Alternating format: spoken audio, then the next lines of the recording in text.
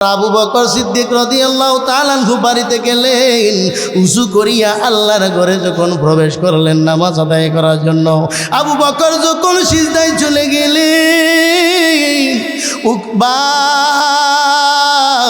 আবু বকর গাড়ির মধ্যে করমের জুতা দিয়া এমনভাবে আঘাত করছে, এমনভাবে পাড়া মারছে, আবু বকর সিদ্দিক রাদিয়াল্লাহু তাআলা আনহু নাকটা সেপটা হয়ে গেছে, নাকটা ফেটে গেছে। ফেটে যাওয়ার পরে রক্ত লাল লাল হয়ে গেছে। এবার রক্ত মাখা চেহারা নিয়ে নবীর কাছে হাজির। এবার নবী বলে, আমার আবু বকর এরকম কে করছে রে? কার এত বড় সাহস, এত সুন্দর চেহারাটা রক্তে রঞ্জিত করে দিছে? আবু বকর ডাইকে বলে, নবী গো, ও আমার নবী, আমি যখন সিজদায় চলে গেলাম, উকবা আমাকে করমের জুতা দিয়া গাড়ের মধ্যে এমনভাবে চাপ মারছে, এমনভাবে ফাড়া মারছে, আমার নাকটা সেপটা হয়ে গেছে, নাকের আড্ডি শেষে গেছে, ফেটে গেছে, রক্ত বের হইতেছে। নবীজি বলে, আবু বকর এত জুলুম, এত অত্যাচার, আমার মন বলে রে একদিন না একদিন এই জমিনে আল্লাহ শান্তি প্রতিষ্ঠিত করবে। আরে আবু বকর, আমার মন বলে রে এই জমিনে দ্বীন এবং ইসলাম আল্লাহ কায়েম করে দিবে। এবার আবু বকর ডেকে ডেকে বলি, ওগো পয়গম্বর, আমরা আর মক্কায় থাকতে পারবো না। উকবা, সাইবা, ওয়ালিদ ইবনে মুগীরা, এদের গ্রুপ, এদের দল আপনাকে তালাশ করতেছে, আমাকে তালাশ করতেছে হামলা করার জন্য, মামলা করার জন্য। ওগো নবীজি,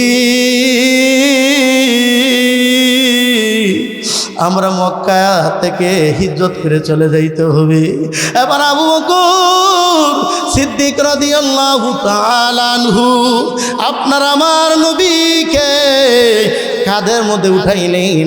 আমরা সবাই জানি যে আল্লাহর পয়গম্বর হিজরত করেছেন উটের মাধ্যমে, মানে উটে সরি হইয়া।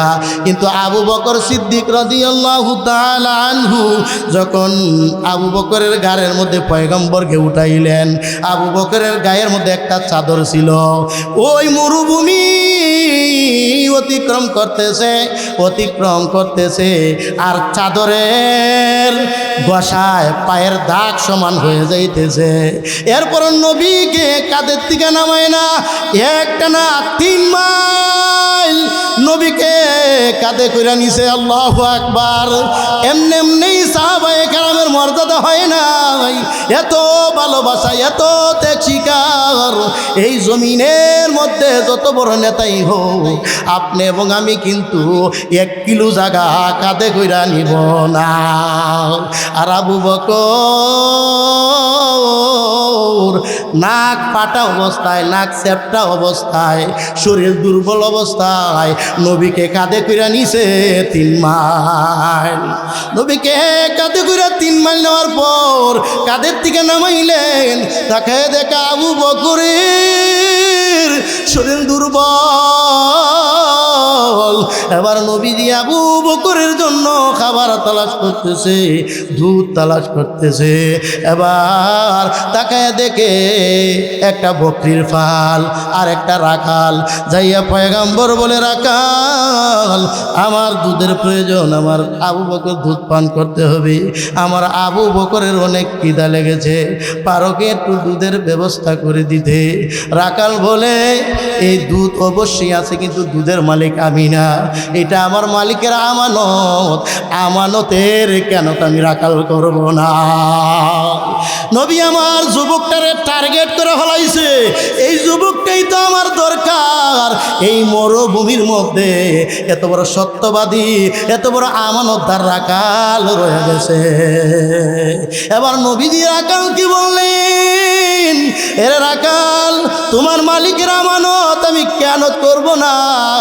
এমন একটা ছাগি আনো, এমন একটা বকরি আনো যেটা মিলামেশা হয় নাই, বাচ্চা প্রসব করে নাই, এমন একটা শুকনা সাগি নিয়ে আসো। রাখাল বলেন লোকটা পাগল হয়ে গেল নাকি? আরে যে সাগি বাচ্চা দেয় না, এটা আবার দুধ দেয় কিভাবে? রাখাল তাজ্জব। আবার নবী বললেন তাড়াতাড়ি তুমি সাগি নিয়ে আসো, যেটা বাচ্চা দেয় না এরকম একটা সাগি নিয়ে আসো। পালের থেকে একটা সাগি, শুকনো একটা সাগি আবু বকরের কুলের মধ্যে আইনা দিয়া দিল। আপনার আমার নবী বরকতের হাত যখন সাগির হুলানের মধ্যে লাগাইল, সাগির হুলানের মধ্যে মুহূর্তের মধ্যে দুধে পরিপূর্ণ হয়ে গেল।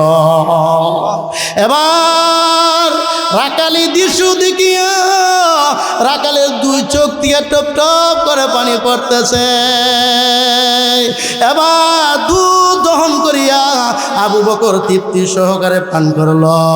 এবার রাকালকে বলল তুমিও দুধ পান করো, কিন্তু দুধের জায়গায় দিছে একটা ফুটা দুধের কমতি নাই।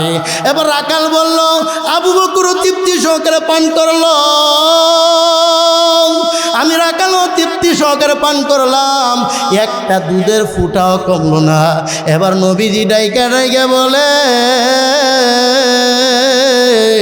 এর রাকাল যতক্ষণ পর্যন্ত আমি নবীর বান্ডর মধ্যে মুখ না লাগবে একটা দুধের ফুটাও কমবে না। এবার রাখাল বলল, ওগো নবীজি যখন দুধ দহন করতেছিলেন আমি দেখছি আপনার জবান লড়তেছিল, কি জানি দোয়া পড়তেছিলেন। ওগো নবীজি আমি রাখালকে দোয়াটা শিক্ষা দিতে পারেন কিনা, তাহলে আমি মাঝে মাঝে দুধ দহন করে আমি রাখাল পান করব।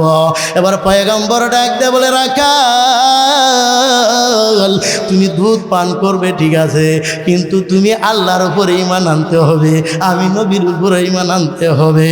এবার রাখাল বলল, আমি শুনেছি মক্কার জমিনে আখিরি জামানার পয়গম্বর আব্দুল্লাহর পুত্র নবী মুহাম্মদের আগমন ঘটেছে, আপনি কি সেই নবী মুহাম্মদ নাকি? এবার নবীজি ডাইকে বলে, রাখাল চিনতে তোর বিলম্ব হয়ে গেছে, দেরি হয়ে গেছে, বুঝতেও দেরি হয়ে গেছে, আমি সেই নবী মুহাম্মদ।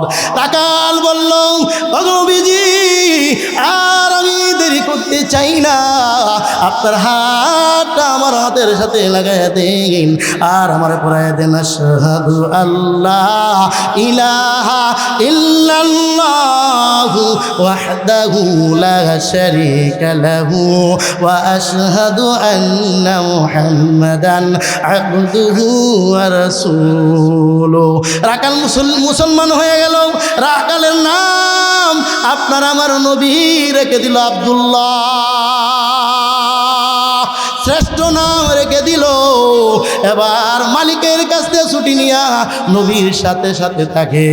আরে শেষ পর্যায়ে নামের সাথে হলো আব্দুল্লাহ ইবনে মাসউদ। উনার পাও দুইটা ছিল খুব চিকন, উনার পায়ের নলাগুলা খুব চিকন, দেখতে এত সুন্দর না, আরে ভালো দেখা যায় না। একদিন খেজুর গাছের উপরে উঠছে, যেই সাহাবীরা জাকজমক সুন্দর, আর যেই মানুষ দেখবেন যদি বেশি হয় তাকে দেখে কিন্তু হাসাহাসি করে। আব্দুল্লাহ ইবনে মাসউদ খেজুর গাছে উঠার পরে পাও দেখিয়া সাহাবীরা কিল কিল করে হাসতেছে।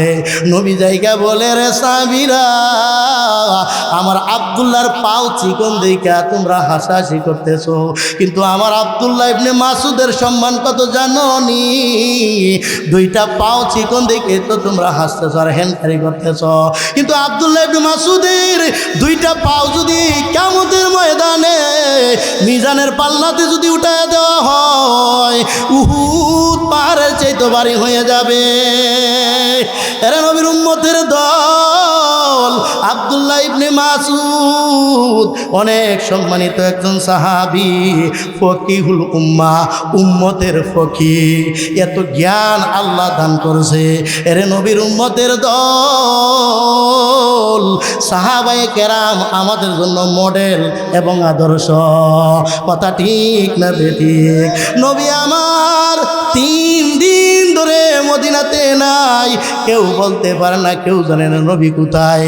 ওইদিকে আমিরুল মুমিনিন হযরত উমর ফারুক রাদিয়াল্লাহু তাআলা আনহু তরবারিটা নিয়ে বলতেছে, আরে মক্কার কাফেররা, আমার নবী যদি কিছু হয়, আমার নবী যদি কোনো কিছু হয়, আমি তোদের আস্থার শরীর রাখবো না। আবু বকর বলে, ভাই উমর, তুমি থামো, তুমি থামো, আসো আমরা দুজন নবীর তালাশে বের হয়ে যাই। এবার আবু বকর সিদ্দিক রাদিয়াল্লাহু তাআলা আনহু আর আমিরুল মুমিনিন হযরত উমর মদিনা থেকে মক্কার দিকে রওনা নবীর তালাশের জন্য। মরুভূমি পেরিয়ে যখন পাহাড়ের মধ্যে প্রবেশ করলো, তাকায় দেখে একজন রাকাল দাঁড়ানো অবস্থায়। রাকালকে হযরত উমর রাদিয়াল্লাহু তাআলা আনহু জিজ্ঞেস করতেছে, তুমি নবী মুহাম্মাদুর রাসূলুল্লাহ সাল্লাল্লাহু আলাইহি ওয়াসাল্লামকে দেখছো কিনা, তুমি চিনো কিনা? এবার রাকাল বলল, আমি নবী মুহাম্মাদুর রাসূলুল্লাহ সাল্লাল্লাহু আলাইহি ওয়াসাল্লামকে চিনি না, আমি তো আপনাদেরকেও চিনি না, কিন্তু পাহাড়ের উপরে 3 দিন ধরে কে যেন কান্নাকাটি করে আর জবানে বাহির হয়, রব্বি হাবলি উম্মতি ইয়া উম্মতি ইয়া উম্মতি। আবু বকর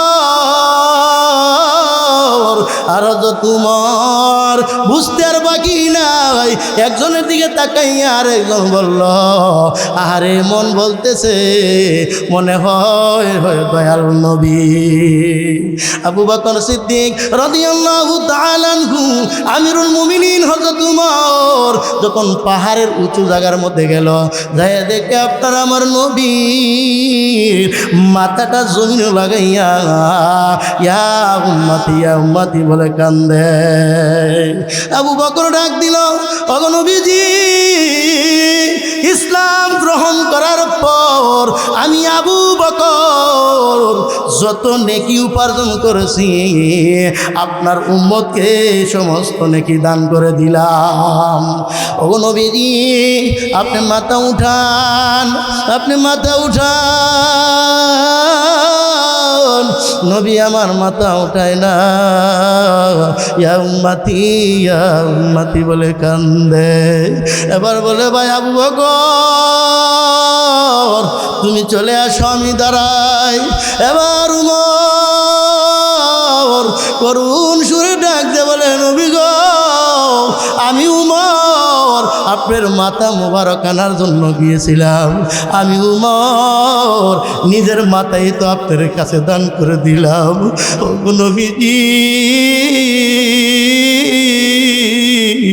ইয়া উম্মতি বলে আর কাঁদেন না।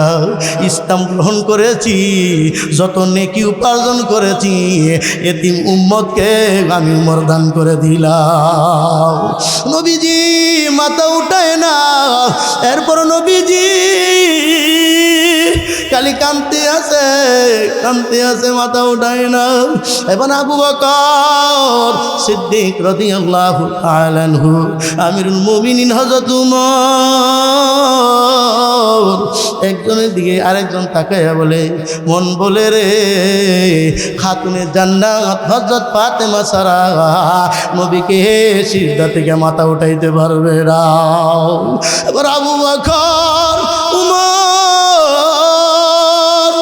মদিনার দিকে রওনা করলেন। আলী রাদিয়াল্লাহু তাআলা সামনে পড়ে গেলেন। আলীকে বলতেছে, আবু বকর, ও ভাই আলী, তুমি কোথায় রওনা করছো? বলে, আমার নবীর তালাশে 3 দিন হয়ে গেল, আমার নবীকে আমি আলী দেখি না। আবু বকর বলল, ভাই লাভ নাই, আমি আবু বকর অনেক চেষ্টা করলাম, আমার ভাই উমর অনেক চেষ্টা করলো। এরপর নবীজি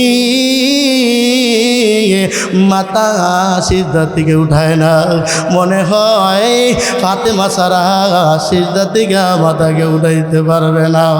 এবার ফাতেমার বাড়িতে গেলেন হযরত আবু বকর সিদ্দিক, হযরত উমর, হযরত হযরত আলী যখন ফাতেমাকে ডাক দিল, যখন ফাতেমা করতিয়া যখন তাদের সামনে দাঁড়াইলো, আলীর চেহারা দেখে মলিন।